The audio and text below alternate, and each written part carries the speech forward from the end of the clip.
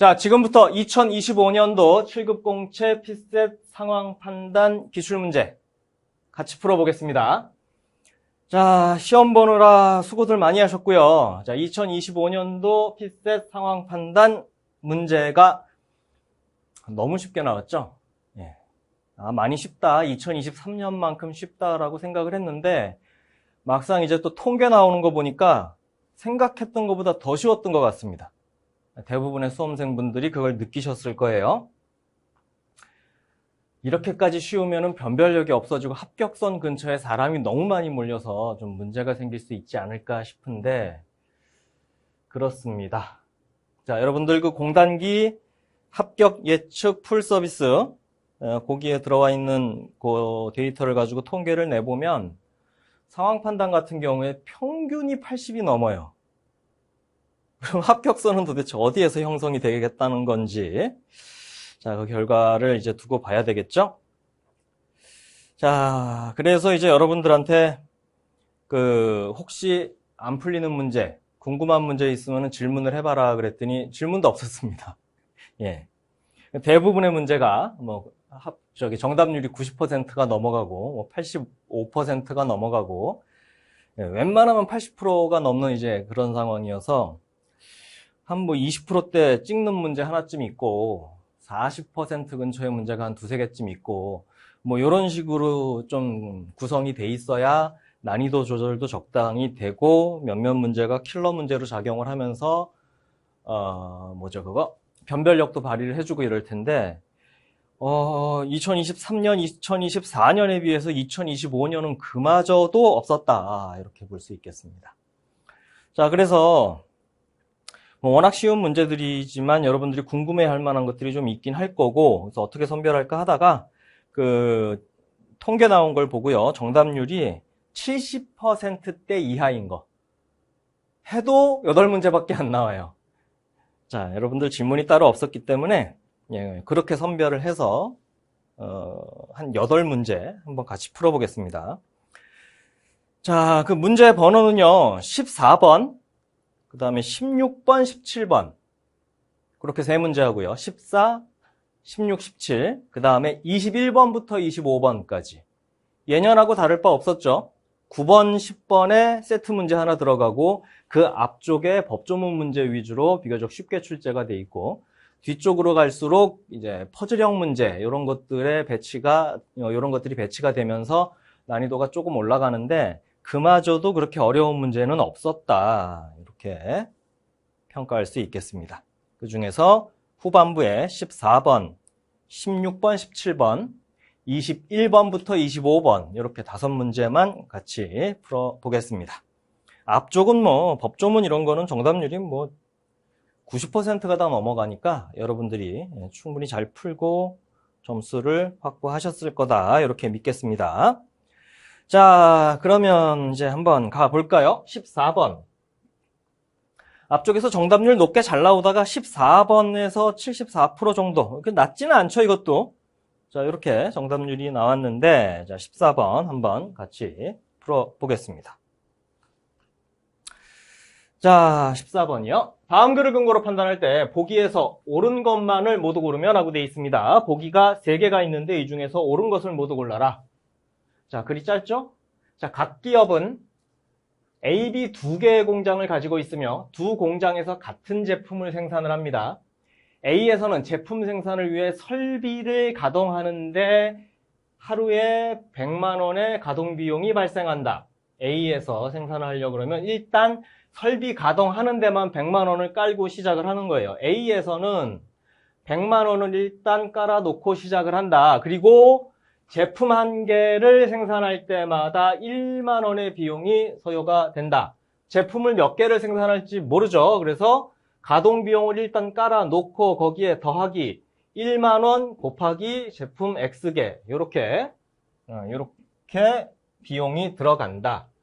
이게 공장 A에서 생산을 할 때의 비용이고요. 자, 그 다음에 B에서는요.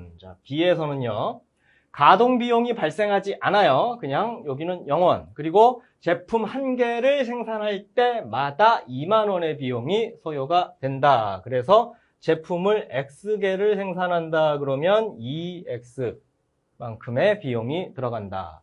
자, 그럼 얘는 100만 원 깔고 시작하니까 초기 비용이 좀 많이 들어갈 거고요. 얘는 가동 비용이 없으니까 초기에 비용이 좀 적게 들겠죠. 예를 들어서 한 개를 생산한다 그러면 여기서는 101만 원이 되고 여기 2만 원이 되고 차이가 많이 나죠. 자, 그렇습니다. 자, 그 다음에 A, B 모두 하루에 각각 최대 150개까지 제품 생산이 가능하다. 여기서 요 X라는 값은 150개 이하, 최대 150개까지만 여기 똑같죠. 이렇게 가능하다. 이렇게 되겠습니다.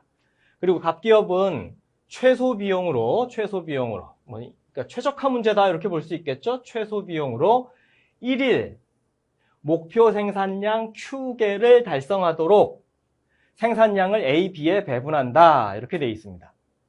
Q개를 A, B에 배분을 할 건데 근데 그때 비용은 최소가 되게 하겠다라는 거죠. 자, 그럼 아까 본 것처럼요. 1개, 2개, 3개 이렇게 좀 적은 개수일 때는 100만 원 기본으로 깔고 가야 되는 A 말고요. A 공장 말고 B 공장에다가 전부 다 맡겨버리면 되겠죠. 그러면 최소 비용이 되겠죠. 자, 그런데 어느 순간에는 A가 더 쌀 수 있다. 왜? 늘어나는 게 10,000원씩 늘어나니까. 그럼 언제가 A가 더 싸지느냐? A의 비용이 더 적게 들어가느냐? 요 시점을 찾아보면은 100 더하기 X가 2X보다 작아지는 때. 그러니까 B 공장에서 생산하는 게 오히려 더 비싸게 먹힐 때. 요럴 때죠. 그래서 X가 100보다 크면. 그렇죠. 요러면은 그러니까 요때는 전량을 A 공장에다가 생산하도록 하는 게 좋겠다. 그래야 최소 비용이 나오겠다. 그러면 X가 100보다 작으면 그러면 그때는 뭐 예를 들어서 199개다 뭐 이러면은 199만 원보다 여기다 해서 198만 원이 더 싸게 먹힌다 이거죠. 요때는 전량을 B 공장에다가 맡기면 되겠다. 자, 그리고 요 중간에 딱 100개이면 그럼 어떻게 되느냐? 이때는 뭐 A한테 맡기든 B한테 맡기든 큰 차이가 없다. 큰 차이가 없는 정도가 아니라 그냥 비용은 똑같이 나온다. 그러니까 어느 한쪽에 맡기든지 뭐 그냥 대충 한쪽에 몰아서 맡겨야겠죠.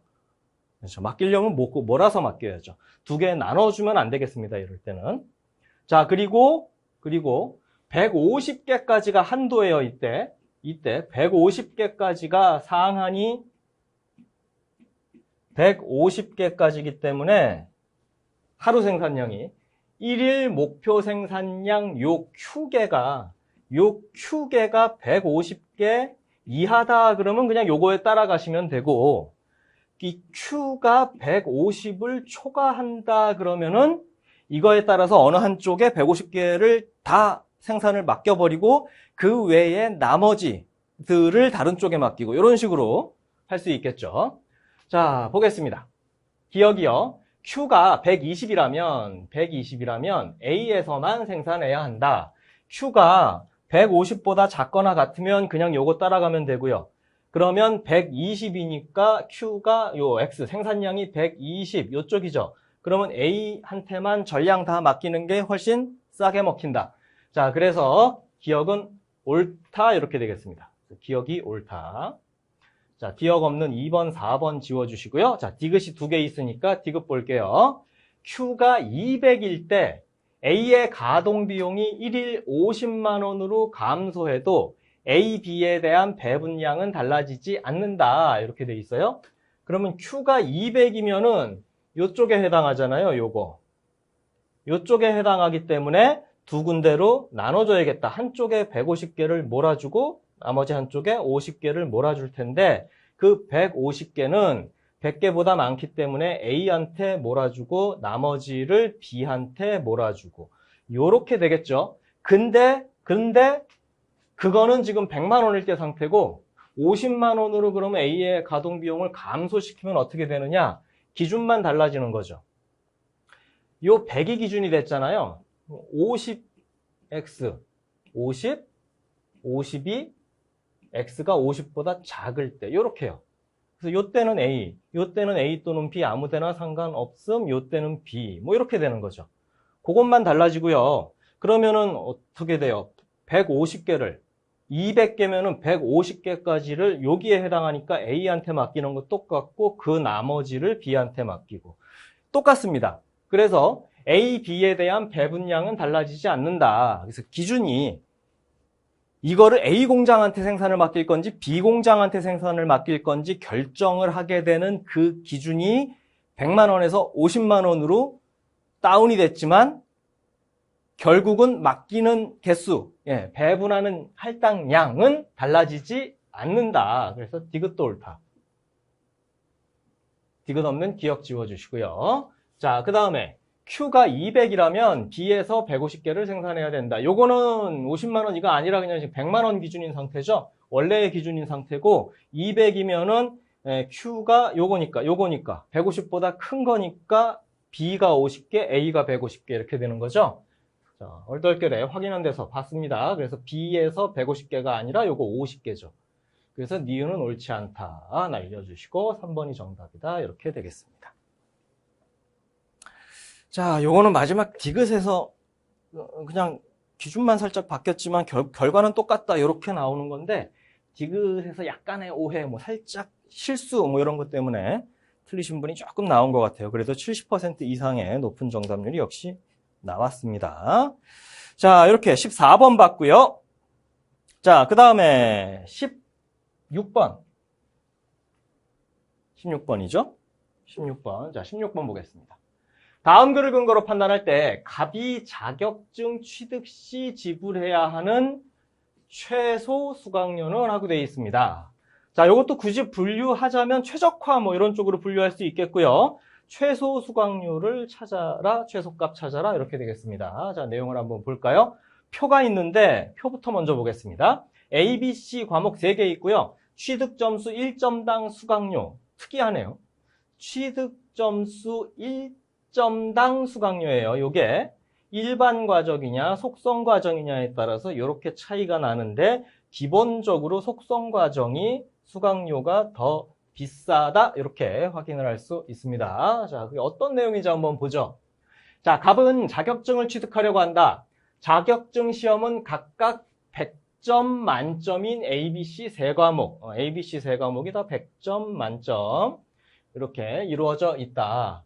세 과목의 점수의 합이 150점 이상이면 자격증 취득이 가능하다. 요걸 다 점수, 받은 점수를 합했을 때 그게 150점 이상이면은 자격증 취득이 된다.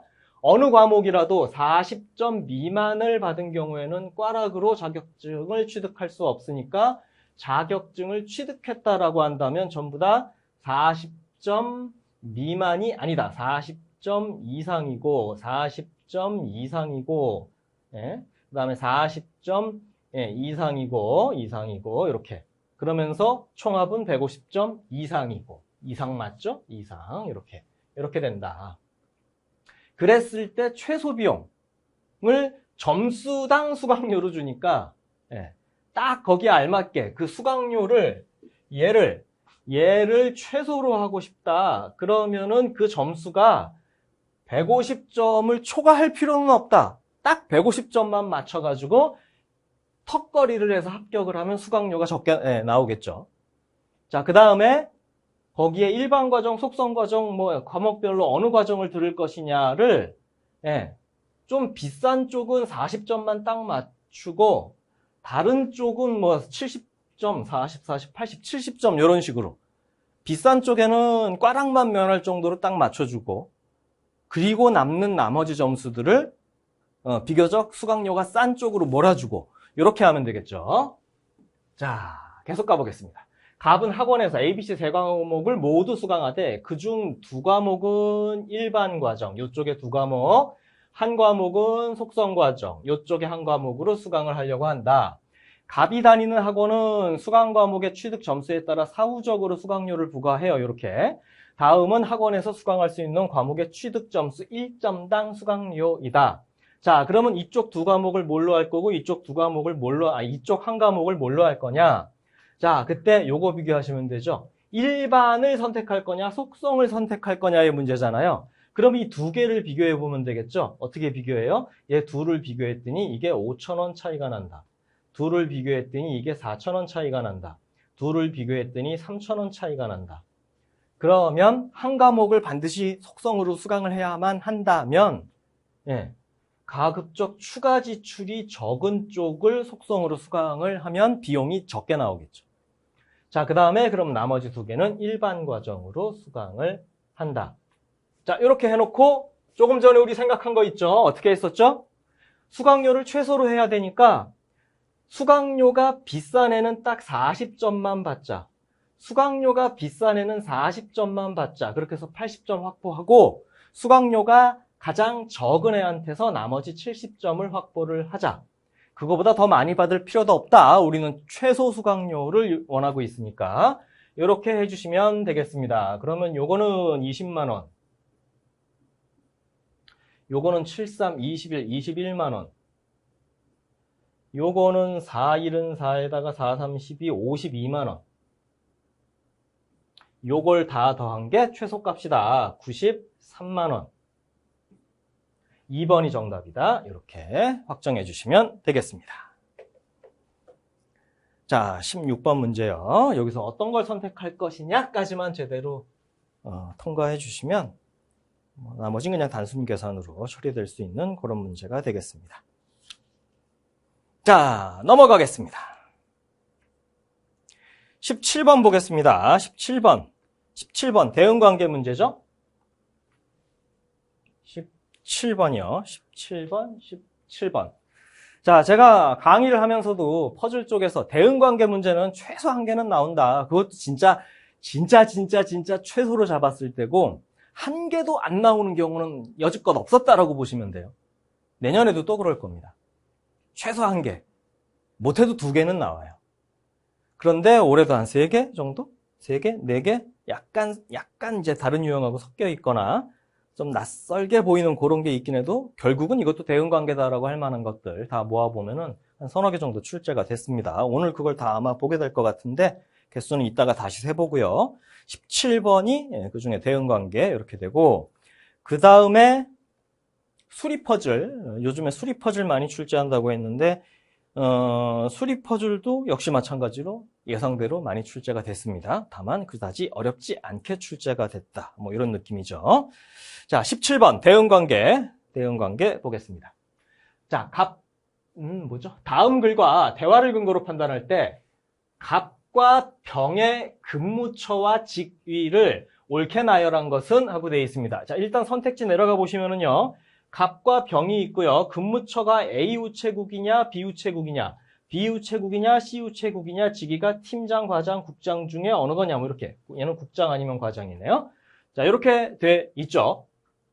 자, 요거를 전부 다 바르게 찾아내서 맞춰봐라 라는 얘기죠.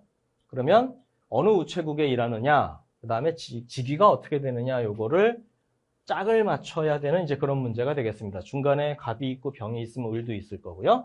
그 다음에 또 하나 선택지가 개체조합, 그렇죠? 표로 정리한 모양으로 그렇게 돼 있죠. 그러면 이거는 선택지 이용하는 게 도움이 될 수 있겠다라는 거를 일단 머릿속에 담아두고 그리고 가보겠습니다. 자, 선택지를 이용 안 해도 충분히 정리가 되는데 선택지를 이용하면 조금 더 편하게 진행을 할 수 있을 거예요. 자, 가보겠습니다. 직급이 5급 이상인 공무원 갑을 병은 3명이 다 5급 이상이에요. 자, 서로 다른 우체국 ABC에서 근무를 하고 있습니다. 자, 일단 저렇게만 알려줬다는 얘기는 갑, 을, 그 다음에 병 셋이 있는데 얘네들이 A, B, C 중에 한 군데에서 근무를 한다. 그리고 다 서로 다르다. 갑을병 3명을 놓고 봤을 때 A에 1명, B에 1명, C에 1명 이렇게 배치가 돼야 된다. 이렇게 짝이 맞아야 된다. 그런 얘기죠.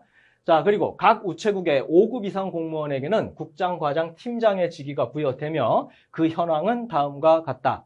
자, A 우체국은 상급 1명, 4급 2명, 5급 1명 이렇게 되어 있고요. B 우체국은 4급 하나, 5급 셋, C 우체국은 5급 하나 해서 5급은 다 있고요. 그 다음에 4급이 요 2군데에 걸쳐 있고 상급은 여기 유일하게 하나가 있고 뭐 이런 상태입니다. 이런 상태에서 갑이요. 저는 C 우체국에서 근무하지 않아요. 이렇게 얘기하고 있어요. 갑은 C 우체국에서 근무하지 않아요. 그러니까 갑은 A 또는 B, 갑은 요 둘 중에 하나에서 근무를 해요. 라는 얘기고, 그 다음에 을이요. 저는 갑과 직급이 같아요. 라고 얘기하고 있습니다.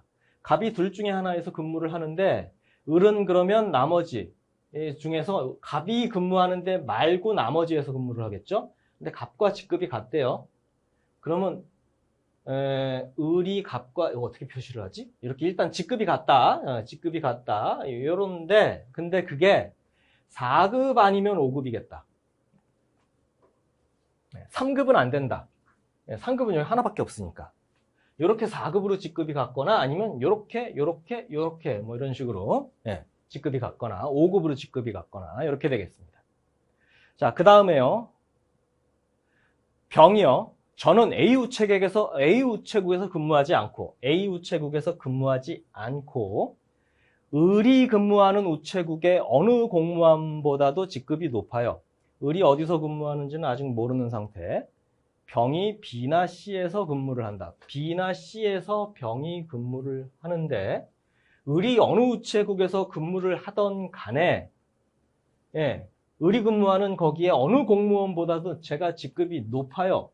그럼 병은 B 또는 C, A가 아닌 B 또는 C에서 근무를 하니까 병의 직급으로 가능한 건 4급 또는 5급인데 그런데 을이 근무하는 우체국의 어느 공무원보다 직급이 높다? 5급이면은 얘가 5급이면은 높을 수가 없잖아요. 4급이면은 가능은 해요. 다른 데에 4급만 있다면 잠깐만. 그러면 병은 어느 공무원보다도 직급이 높으려면 일단 B, C 중에서는 4급, 여기에 병이 배치가 돼야겠네요. B에 여기 4급. 그래야 을이 근무하는 우체국의 어느 공무원보다도 직급이 높다. 그럼 을이 여기로 가면 되잖아요. 5급. 을이 여기로 가서 5급. 그렇죠? 그럼 나는 4급이라서 얘보다 5급보다 직급이 높다. 이렇게 되겠고 그러면 갑이 이제 여기로 가면 되죠. A 우체국에. 갑이 여기로. 근데 을하고 직급이 같으니까 여기에 5급. 요렇게 정리가 되겠습니다. 자, 그러면 병이 B 우체국의 4급, 이거 벌써 찾았구나. 4급 국장, B 우체국의 국장, 여기고요. A는 5급, A 우체국의 팀장. 이거 하나밖에 없네요. 자, 1번이 정답이다. 이렇게 확인되겠습니다. 자, 뭐 그냥 전형적인 수준의 대응관계 문제였고 좀 짧게 구성이 돼 있었습니다. 68% 정도 정답률. 그러니까 요런 문제에서는 맞춰주셔야 돼요.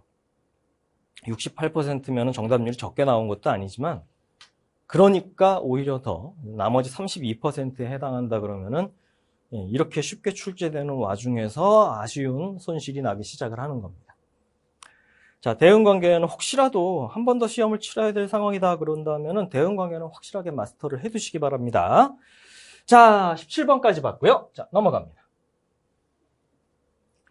자, 21번 보겠습니다. 21번. 이게 뭔 소린가 싶어서, 정답률이 50%대로 좀 낮게 나왔는데, 알고 보면 진짜 별거 아닌 문제입니다. 자, 21번. 다음 글을 근거로 판단할 때, 갑의 셔츠의 최소 벌수가 어떻게 되느냐. 역시, 최소값 구하는 그런 문제. 자, 매일 아침 갑은 세탁소에서 찾아온 셔츠를 한 벌 꺼내서 입는다.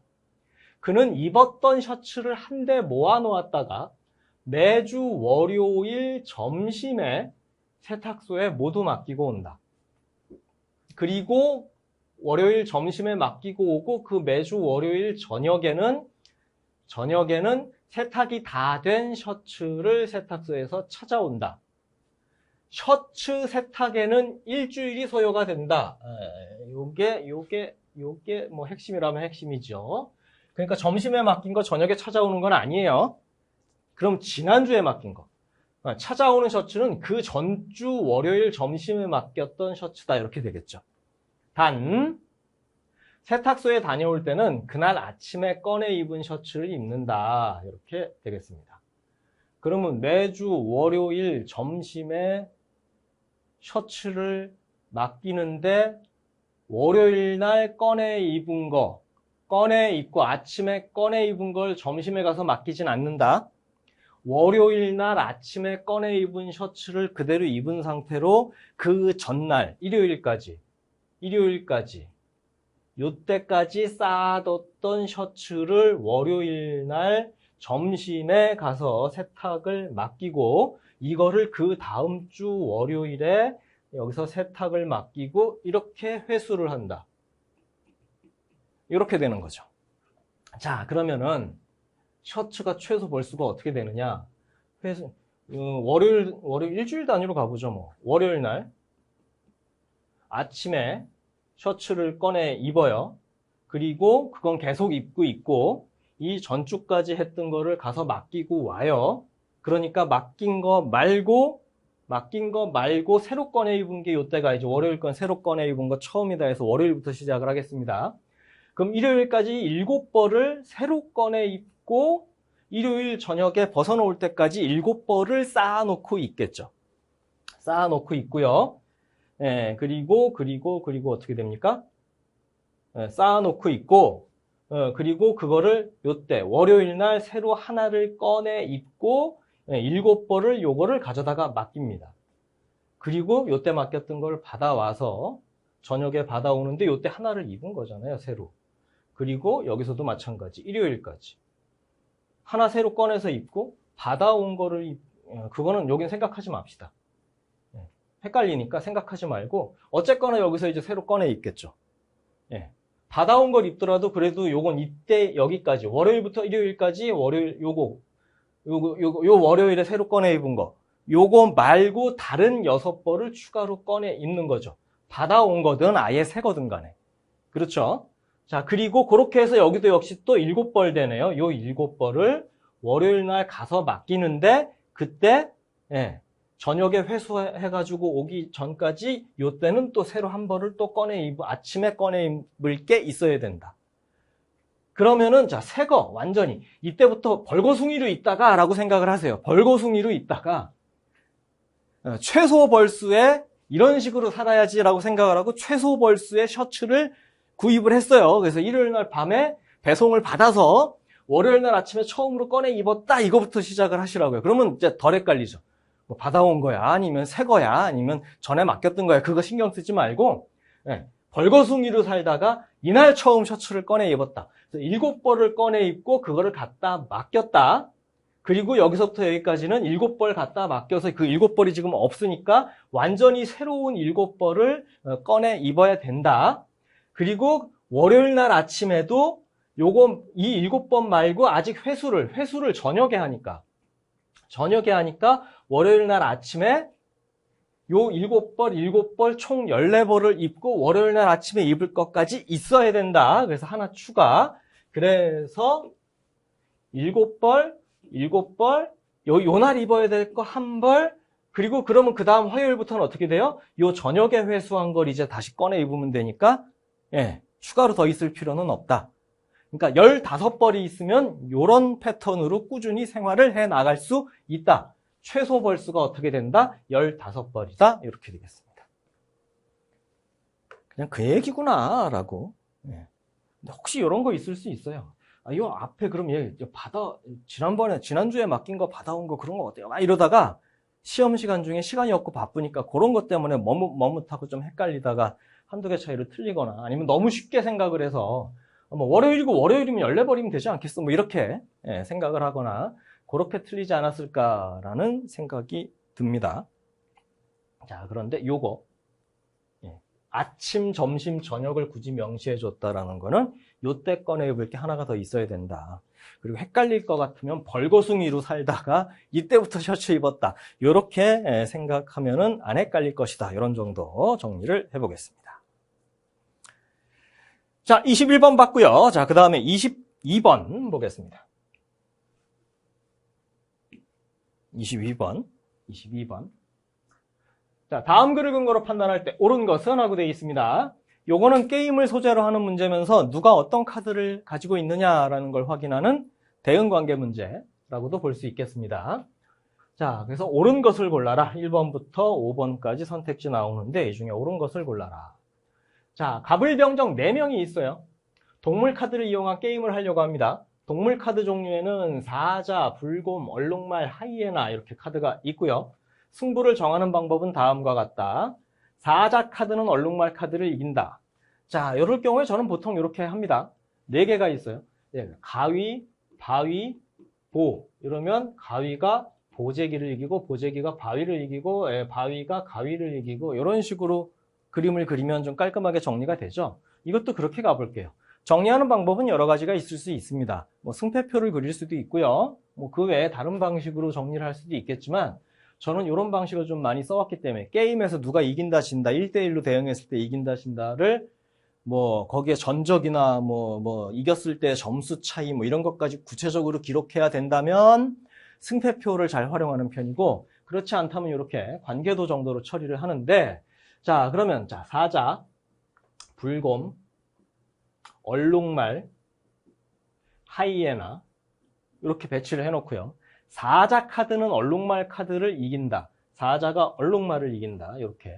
그 다음에 불곰 카드는 사자 카드를 이긴다. 이렇게요. 자, 그 다음에 하이에나 카드는 사자 카드를 이긴다. 이렇게요. 자, 그 다음에 이거 하나 빼먹었나? 세 번째 거. 얼룩말 카드는 하이에나 카드를 이긴다. 이렇게요. 얘네들은 가위바위보처럼 이렇게 맞물려 돌아가네요. 불곰은 절대 지지 않지만 사자만 이길 수 있는 그런 상태. 자, 그리고 그 외의 카드 조합은 다 무승부로 한다. 이렇게 되겠습니다. 자, 그래서 갑을병정은 서로 다른, 여기서 또 서로 다른, 이게 4명이잖아요. 4명이 서로 다른 동물 카드를 한 장씩 나눠 가졌다는 얘기는 이게 다 1대1로 대응이 된다는 거죠. 자, 그리고 다음과 같은 대화를 나누었다. 갑이요. 나는 정과 겨루면 지게 돼 라고 얘기를 했고요. 일단 적어보죠. 갑이 정한테 져요. 정이 갑을 이겨요. 자, 그 다음에요. 을이요. 내가 정과 겨루면 이겨. 을이 정을 이겨요. 그 다음에 병이요. 나와 정이 겨루면 무승부야. 병하고 정이 겨루면 이게 승패가 안 나. 무승부야. 이렇게 되겠습니다. 그러면 여기서 병은 일단은 빼고요. 저거부터 해보죠. 요렇게 맞물려야 되잖아요. 을이 정을 이기고 정이 갑을 이긴다 이렇게 맞물려야 되니까 그러면 이런 방법이 있겠네요. 을이 정을 이기고 정이 갑을 이긴다. 요럴 수 있고요.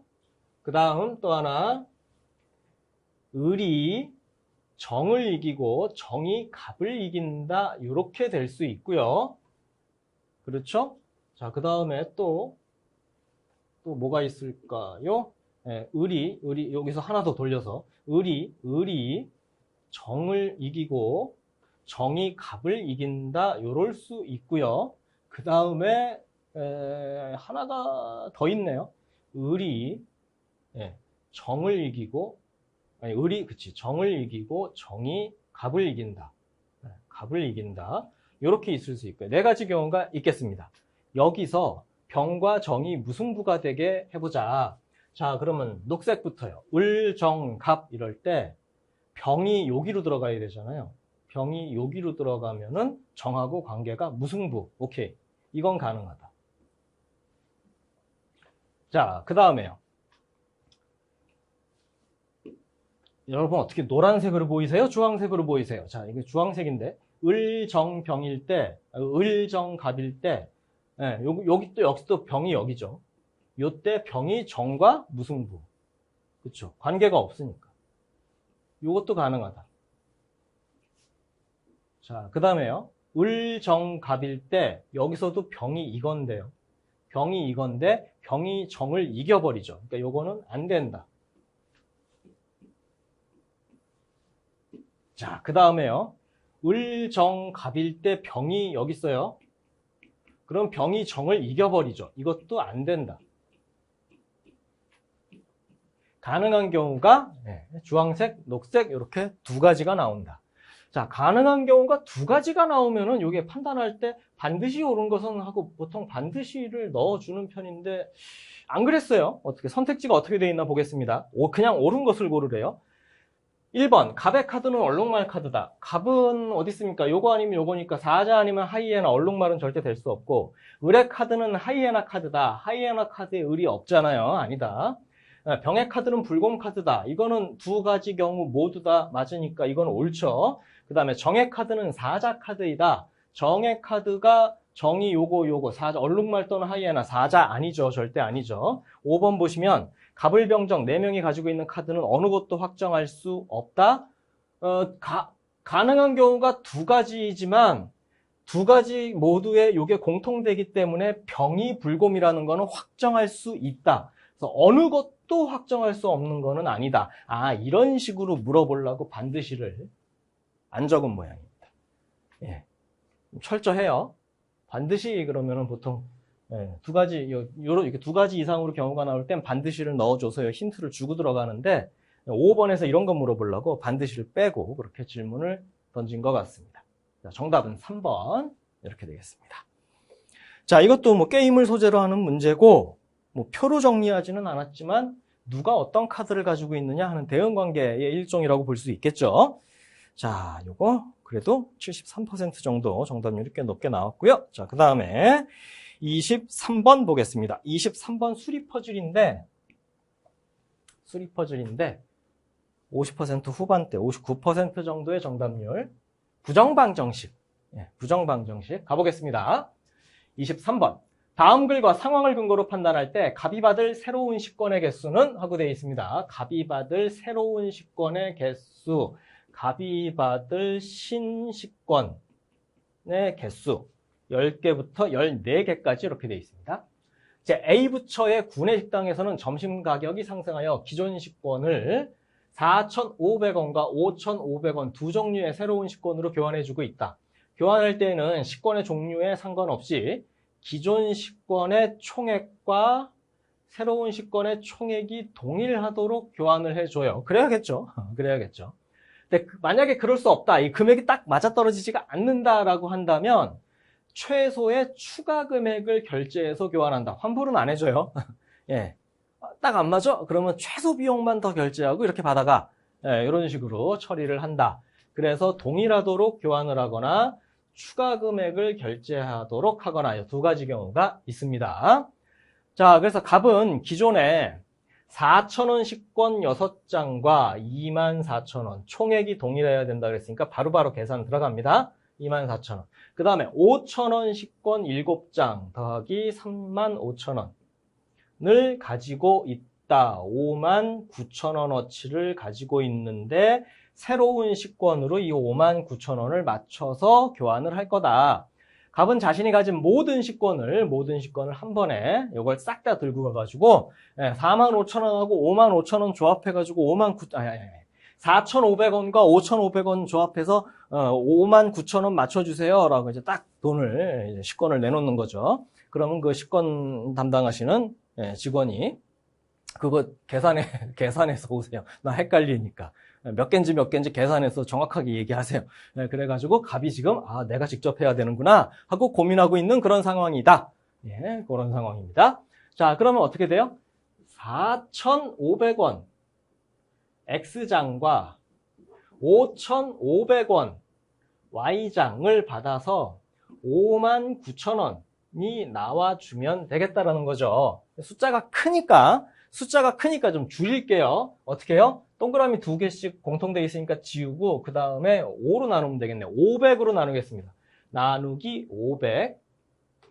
그러면 요거 9x 더하기 11y는 어떻게 돼요? 5일은 5에 58에 40, 118. 동그라미, 그렇죠. 동그라미 2개 지우고 이렇게. 2개 지우고 118. 이렇게 되죠. 자, 9 몇 개, 11 몇 개로 조합을 해갖고 118을 만들어라. 이렇게 되겠습니다. 그리고 여기서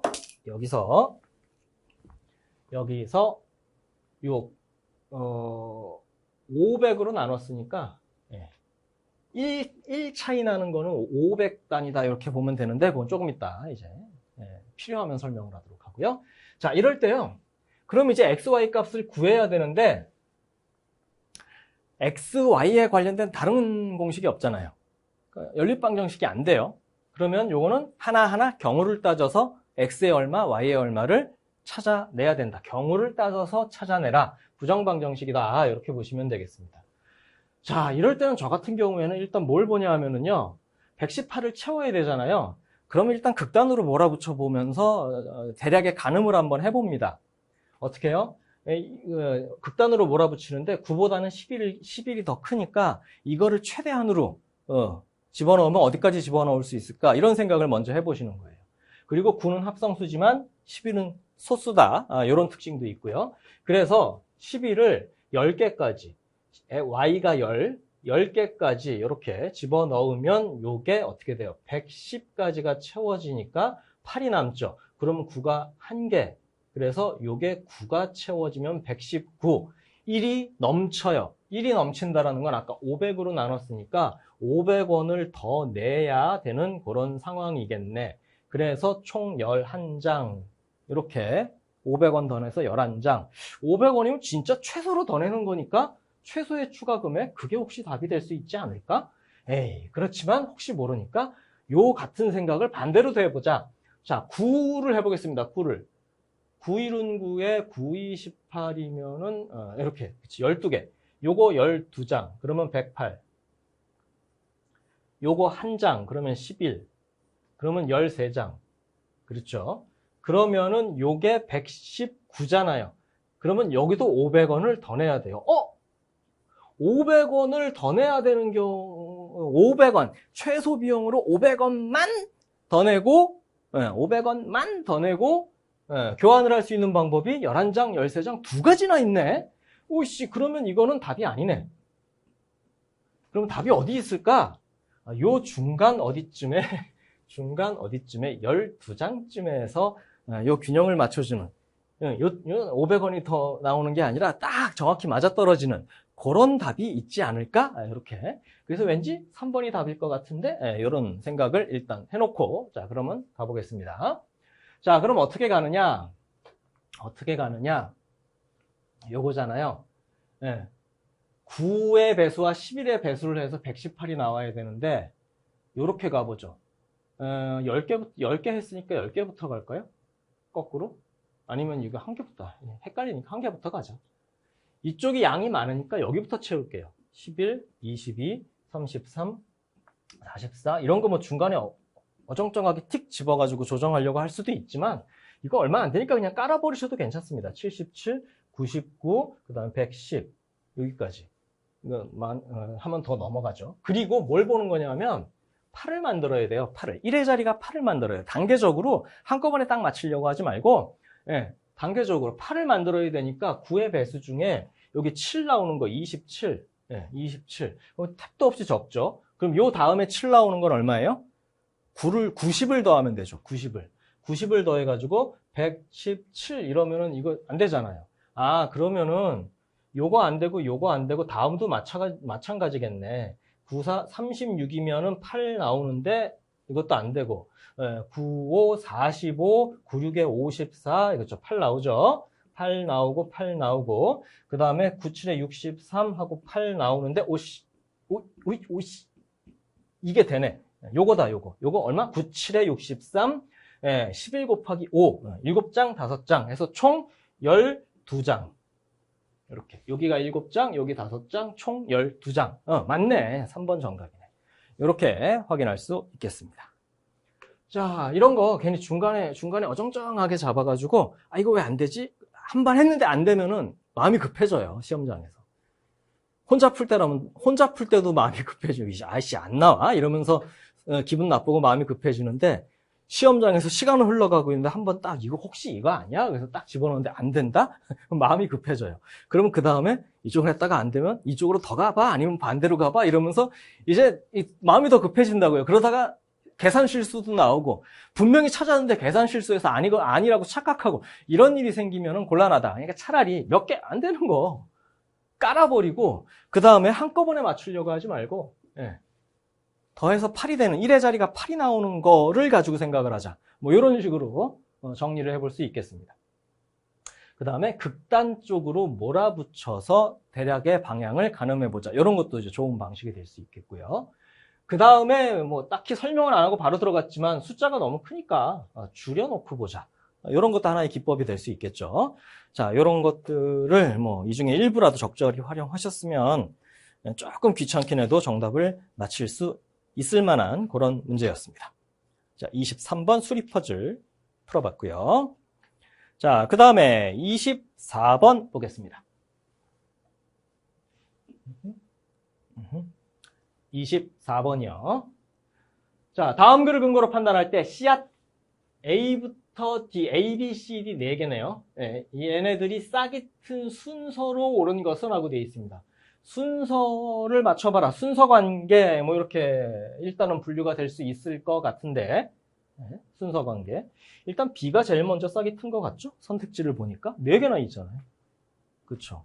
그 다음에 마지막에는 C가 되지 않을까요? 그렇죠? 선택지를 좀 이용을 해봅니다. 네. 일단 처음이 A는 아닐 거다. B일 가능성이 높다. 자, 가볼게요. 자, 찬호는 봄을 맞이하여 4종류의 씨앗 A, B, C, D를 화단에 심었습니다. 화단에 심은 씨앗에 싹이 트는 조건은 각각 아래와 같다. 씨앗 A여, 이틀 연속 날이 맑으면 다음 날에 싹이 튼다. 이틀 연속으로 날이 맑으면 다음 날에 싹이 튼다. 맑고 싹틈, 뭐 이런 상태. 자, 그 다음에 맑은 날 다음 날에 싹이 튼다. 맑은 날 다음 날에 싹틈. 잠깐만요. 그럼 이틀 연속 요거를 별표로 하려고 그랬는데 A 그냥 A 이렇게 할게요. 맑은 날 다음 날에 B 이렇게 하겠습니다. 이렇게 표시를 해보죠. 시각화해서 보는 게 좀 편해요. 어떤 경우에나 그렇습니다. 그래서 요거를 그냥 글로 읽지 말고 이런 식으로 표시해 가면서 보도록 하겠습니다. 그러면은 이틀 연속으로 맑으면은 그 다음 날에 A와 B가 동시에 싹이 틀 수도 있겠어요. 그렇죠?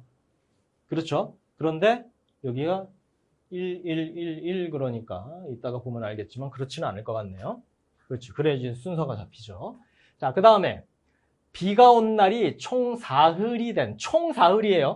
조심. 비가 온 날이 총 사흘이 된 다음 날에 싹이 튼다. 비가 오면은 씨가 싹이 튼다. 총 사흘입니다. 중간에 뭐 맑은 날 막 이렇게 끼어 들어가 있어도 괜찮아요.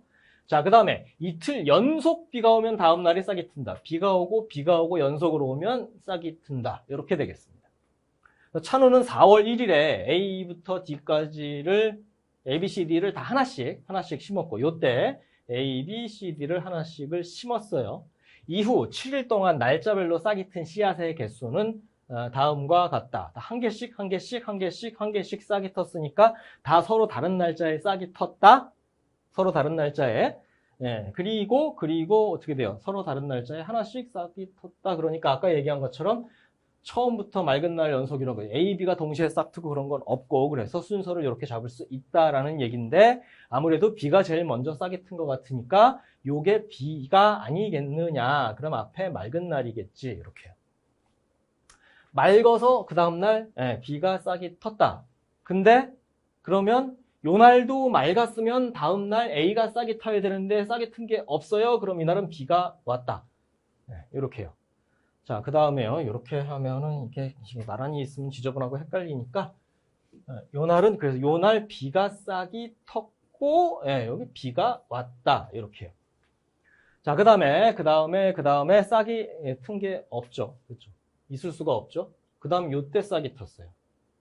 그러려면 어떻게 돼요? 하루 거쳐서 맑았다, 비가 왔다라는 조건에서 이틀, 사흘 만에 싹이 틀 수 있는 거예요. 비가 3번 와야 되고 비가 2번 오면 되고요. 그 다음에 이틀 연속으로 맑아야 되고요. 비가 왔으니까 비가 왔다, D가 싹이 텄다. 이렇게 되겠네요.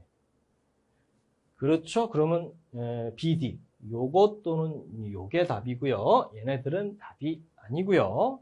그 다음에 여기가 A냐 C냐 A냐 요거는 이걸 가지고 또 지금처럼 생각을 해봐도 되고 아니면 넣어보면 되죠. 넣어보면 자, A, C 이게 가능하냐. A가 여기서 이틀 연속 맑았고 A가 탔다, 싹이 텄다. 그 다음에 C가 마지막에 싹이 텄는데 이날 비가 왔으면 총 3번 비가 왔으니까 C가 싹이 트는 게 가능하지 이거겠네. 그럼 4번 정도. 이렇게 되겠습니다. 역시 마찬가지 선택지를 이용하면 훨씬 쉽게 정리가 된다. 자, 24번 풀어봤고요. 자, 마지막 25번 풀어보겠습니다. 25번. 25번도요, 대응관계 문제예요. 대응관계 문제. 대응관계 문제는 이거와 저것을 짝을 지을 때 얘네들 사이의 관계를 보통 얘기하잖아요. 예, 아까 그것처럼 어느 우체국에 누가 근무하냐, 우체국의 특징과 근무하는 사람들의 특징을 언급을 해서 짝을 짓게 만들죠. 근데 아까 그 문제 같은 경우에도 요런 기본적인 대응관계에서 난이도를 살짝 높이기 시작한다 그러면은 요 사이에 다른 매개물을 넣죠. 뭐 5급이다, 국장이다. 아까 풀었던 그런 문제처럼. 얘는 그 매개를 좀 특이하게 넣어놨습니다. 자, 보겠습니다. 다음 글과 상황을 근거로 판단할 때 올해 A기업의 1, 2, 3분기 안전평가에서 보안 등급이 부여된 횟수는 하고 되어 있습니다. 1, 2, 3분기, 1, 2, 3분기 안전평가에 보안이라고 뜬 게 몇 개나 나오느냐 이런 식으로 정리를 하라는 얘기죠. 자, A기업에서는 상황, 보안의 개수. 자, A기업에서는 매 분기 5개 부서 중에 3개 이상의 부서를 대상으로 안전평가를 실시하여 우수 또는 보안 등급을 부여한다. 우수, 보안. 안전평가 대상은 누가 대상이냐? 직전 분기 안전평가에서 보안 등급을 받은 부서이다. 그럼 보안 등급을 받은 부서가 3개 이상이 되면은 그걸로 하면 되는데 적으면 어떻게 해요? 그 얘기가 나오죠? 다만 직전 분기에 보안 등급을 받은 부서가 2개 이하인 경우에는 3개 이상이 안 나오기 때문에 이 2개에다가 플러스 안전평가 받은 지 오래된 순서로 부서를 3개 이상이니까 1개만 추가한다. 뭐 이렇게 하여간 추가해서 평가한다. 오래된 순서대로라고 했으니까 가장 오래된 놈 하나만 추가한다. 뭐 이런 식으로. 보안 등급을 받은 부서가 1개다 그러면 가장 오래된 애 2구를 추가한다. 이런 식으로. 순서대로라고 했으니까 이상이라고 되어 있지만 굳이 3개, 4개 뭐 이런 식으로 넘겨잡을 필요는 없을 것 같다. 자, 하여간 그렇습니다. 이렇게 이런 규칙과 이런 규칙이 있다. 이렇게 2개의 규칙. 자, A기업은 올해 1월 초, 4월 초, 7월 초에 각각 1, 2, 3분기 안전평가를 실시를 했습니다. 요거 1월에 실시했고, 4월에 실시했고, 7월에 실시했다. 아래는 A기업의 서로 다른 부서에 속해 있는, 역시 또 서로 다른 부서에 속해 있는 5명, 갑을병정무의 7월 말 대화이다. 여기 5명인데 요 5명이 곧 그냥 부서명이다라고 생각해도 되겠습니다. 다 다르다 그랬으니까. 갑을병정무가 대화를 했어요. 얘네들이 속해 있는 5개의 부서 중에 매 분기마다 3개 이상의 부서에 안전평가를 해서 우수냐 보안이냐를 하는데 여기에 보안이 몇 개나 들어가 있겠느냐 요거를 찾아봐라 그런 얘기가 되겠습니다. 자, 갑이 얘기합니다. 이번 달 안전평가에서 7월 말에 대화를 했어요. 이번 달 안전평가에서 3개의 부서가 우수 등급을 받았대. 그러면 3개의 부서가 우수 등급을 여기 우수가 3개, 3우수 일단 이렇게 적어 놓고요.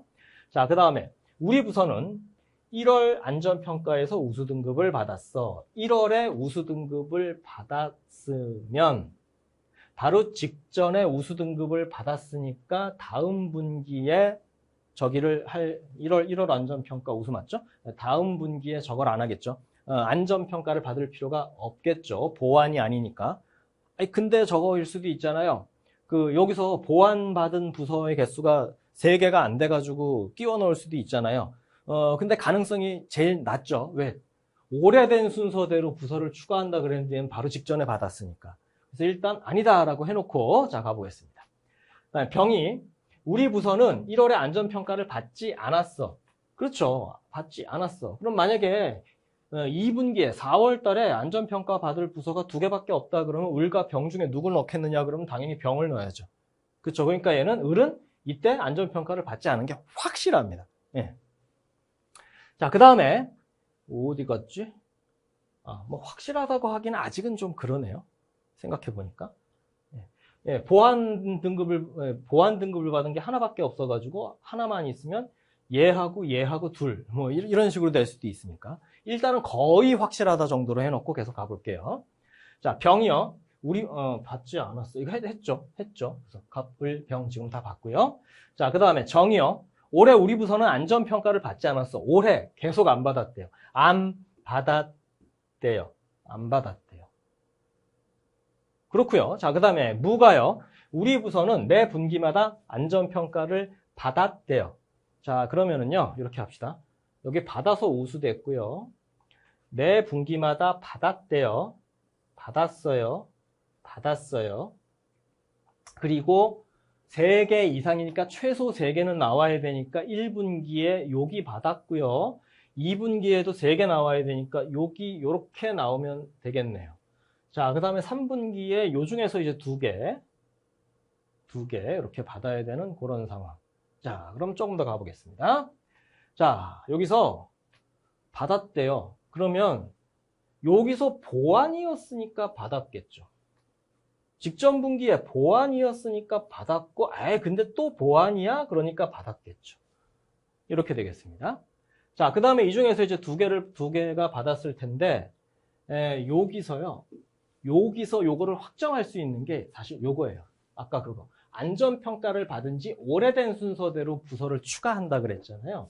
그러니까 2개 내지는 3개까지도 가능할 수 있는데, 자, 만약에 여기서 정이 안 받았어요. 그러면 을도 안 받았어요. 왜요? 만약에 이 2개가 안 채워진다. 얘는 받았고 얘는 2개를 더 채워야 되는데 2개가 안 채워진다. 그러면은 얘네들은 직전에 받았으니까 안전평가를 받은 지 오래된 순서대로 부서를 추가한다 그랬잖아요. 그러면 을하고 정 중에 안전평가 받은 지 오래된 게 얘는 저 앞에서 받았을 거고 얘는 여기서 받았으니까 정이 먼저 추가가 돼야 됩니다. 근데 정이 추가가 안 됐잖아요. 안 받았잖아요. 그러면 얘보다 더 오래지 않게 더 가까운 시일 안에 요거를 받은, 얼마 전에 받은 얘는 당연히 추가가 안 된다. 을을 추가할 거였으면 정부터 먼저 추가를 해야 된다. 그러니까 얘가 추가가 안 됐다는 얘기는 을도 추가가 안 됐다는 소리다. 그럼 뭐다? 얘네 둘이 받았다는 얘기다. 그리고 우수가 3개가 이렇게 나왔다는 얘기고, 그거보다도 우린 우수가 중요한 게 아니라 보완이 중요하니까. 직전에 보완 떴으니까 받았겠죠. 그래서 보완의 개수가 몇 개다? 하나, 둘, 셋, 넷, 5개다. 5번이 정답이다. 이렇게 되겠습니다. 요게 중요해요. 요거 가지고 아이고 너 진짜 이렇게 오랫동안 안전평가를 안 받았는데 이번에도 안 받았어? 그러면 너보다 덜 오래 안 받은 애, 그래도 너보다는 좀 얼마 전에 받은 애, 얘도 네가 안 됐다면 얘도 안 받았겠지. 그러면 직전에 받은 애들만 가지고 3개 부서가 채워졌겠지. 이렇게 해서 완성을 시키는 겁니다. 그래서 대응 관계인데 이걸 이제 채워나가는 과정이 뭐 이게 1분기다 각 분기와 각 1, 4, 7월 각 분기 1, 2, 3분기와 갑을병정 무부서 요거 사이에 어떤 관계성 요것만 가지고 채우는 게 아니라 직전에 채워졌으면 다음에 채워질 것이냐 아니냐, 그 중에 직전에 보완으로 채워졌으면 다음에도 뭔가가 채워져야 된다. 직전에 안 했으면 안 했을 수도 있는데 저 추가 조건에 따라 채워질 수도 있다. 근데 추가 조건에 의해서 얘가 실시를 안 했다는 얘기는 얘도 안 했다는 얘기다. 요런 거를 요 칸 안에 앞뒤 관계를 따져봐야 칸을 채울 수 있는 걸로, 대응을 시킬 수 있는 걸로 그렇게 구성을 해놨다. 참 재밌게 만들어 놓은 문제입니다. 그래서 정답은 보완의 개수 5개 이렇게 되겠습니다. 5번이고요. 자, 54% 정도의 정답률이 나온 그런 문제입니다. 자, 이 정도 54% 정도면요, 올해 문제 중에 정답률로 따지고 보면은 가장 낮은 수준이라고 볼 수 있어요. 54%. 21번이 54%. 그렇죠. 25번이 54%. 이게 가장 낮습니다. 그러니까 지금 뭐 여러분들은 뭐 쉽게 나와서 다행이다라고 생각할 수도 있겠지만 사실 그게 다행이가 아닌 게 그만큼 실수를 적게 했어야 되고 그만큼 더 많이 맞췄어야 되는 그런 상황이고 부담이 매우 커지는 거죠. 그리고 아까도 얘기했지만 커트라인 근처에 사람이 많이 몰려 있어서 좀 문제가 될 수도 있는 그런 상황이다. 그래서 아까도 말씀드렸지만 뭐 이 얘기를 여러분한테 할 필요는 없는 거지만요. 예, 제가 인사혁신처에 뭐 저기를 의견을 제출할 수 있다면 받아준다면 이건 아니다. 좀 킬러 문제로 30%대, 20% 후반, 30% 중반 뭐 이런 정답률이 나오는 정말 실력 있는 사람은 맞히거나 아니면은 대부분 찍어서 틀리는 그런 문제 하나쯤 있어야 되고 40%대 문제가 한 3개 뭐 이렇게 그리고 이제 50%, 40% 2개, 50% 3개 뭐 이런 식으로 해갖고 그런 식으로 좀 난이도를 한 두세 문제 정도는 조금 더 이제 끌어올려서 그래야 변별력이 좀 더 생기지 않겠느냐 싶은 그런 생각이 듭니다. 자, 뭐 쉬웠던 어려웠던 간에 뭐 공부하는 사람은 힘들었고 시험장 들어가서 힘들었을 거예요. 자, 시험 보느라 고생들 많이 하셨고요. 그 와중에 뭐 이렇게 그나마 좀 정답률이 낮은 거 8문제는 이렇게 풀면 된다라는 거 설명해 드렸습니다. 자, 짧고 굵게 쉬시고요. 다음 해를 기약해야 된다 하는 분들은 수리 퍼즐 대응 관계 요거 진짜 시간 이제 넉넉하게 있으니까 완벽하게 마스터할 수 있도록 문제 최대한 많이 풀어보시고 그 다음에 이 정도면은 충분히 합격 가능하다 그럼 당연히 짧고 굵게 쉰 다음에 2차 시험 공부하셔야겠죠. 부지런히 준비해서 요번에 붙어버리시고요. 그 다음에 가장 문제가 되는 게 합격선 근처에 몰려있을 그 많은 사람들. 내가 이거 붙는 거냐, 안 붙는 거냐. 이게 예측 가지고는 불안하고, 이게 진짜 이거는 정말 이거 결과가 나와보지 않으면 모르는 그런 상황이다. 워낙 많이 몰려있어서 위에서 끊을지 아래서 끊을지도 걱정이 된다. 이런 분들이 있잖아요. 어떻게 하셔야 되겠습니까? 공부하세요. 그거 답안지를 이미 제출했기 때문에 내가 여기서 떨어지면 어떡하지? 붙을 수 있을 것도 같은데 쫄려 이런다고 달라질 게 없어요. 결과는 이미 제출이 된 겁니다. 거기에 맞춰서 결과가 나오는 거예요. 내가 여기서 전전긍긍하고 뭐 정한수를 떠놓고 조상께 치성을 드리고 이런다고 그게 다 안 달라져요. 그냥 그 제출한 답안지에 따라 채점이 되고 그거에 따라서 커트라인 결정되면 끝나는 거예요. 거기에 우리가 어떤 영향력도 미칠 수 없습니다. 여러분들이 초능력자가 아닌 이상. 초능력이 있으면 한번 시도해 보시고요. 없으면 그럼 어떻게 한다? 붙을 가능성이 있는 거잖아요. 그러면 이번 2차 시험 날려먹지 않게 지금 그냥 공부하시는 거예요. 붙는다라고 생각하고. 시간 헛되이 보내지 마시고요. 힘드셨을 테니까 쉬긴 쉬어야 될 텐데 짧고 굵게 쉬신 다음에 해야 할 일을 하시기 바랍니다. 그래서 이후로도 계속 좋은 결과가 있기를 바라겠습니다. 자, 그러면 2025년 기출문제 중에서 정답률이 70%대 이하의 문제 8문제 같이 풀어봤습니다. 여기까지 하겠습니다. 마치겠습니다.